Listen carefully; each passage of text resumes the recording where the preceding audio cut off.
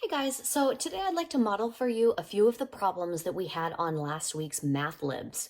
For the most part, I looked at your work, and you guys did really well on it, especially because we've only just introduced proportions. But there were a few questions that were incorrect more frequently than others. So I'd like to go over how to solve those problems together. So one of those problems was problem 8, and it looked like this. A recipe calls for 1 3/4 cup milk for 8 servings. If the recipe is increased by 24 servings, to 24 servings, how many cups of milk are needed? Okay, so I'm going to set up my proportion. So there's going to be 1 3/4 per every 8 servings. But we're going to change the recipe, but we want it to be proportional to 24 servings. So we want to know how many cups of milk are needed. So I'm going to put that X up there. That's my variable. That's what I'm solving for. Notice how on my in my denominator, I have the servings here and I have the servings here. You need to keep it consistent across your ratios. And then what I have as my numerator is the cups of milk.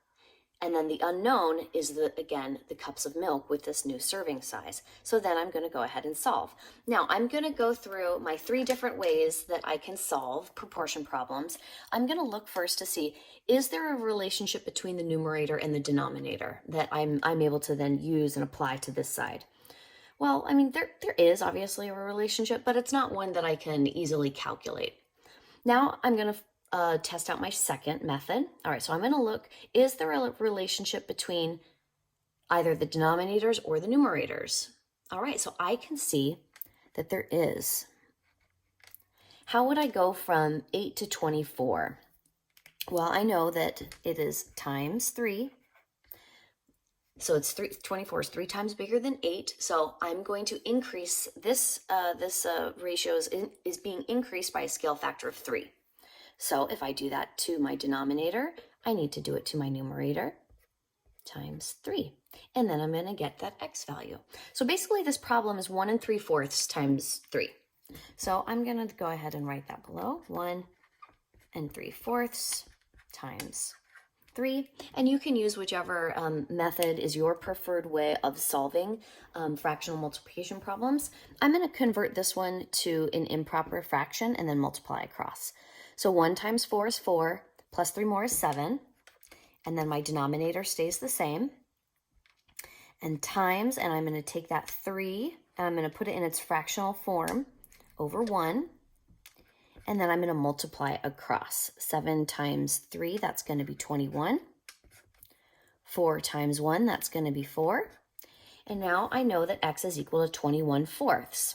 But I know that that improper fraction isn't really the most accessible way to understand that number, so I'm going to convert it back into a mixed number.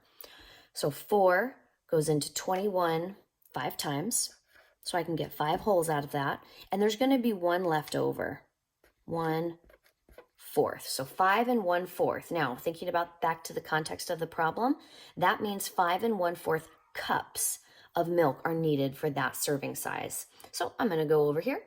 There it is, 5 1/4. So the answer for that one should have been bow ties. All right. So hopefully that helped clarify anything. And if there are still some problems where you're uncertain as to how we got those answers, please sign up for office hours. I'm more than happy to go over those with you. All right, on to our practice set.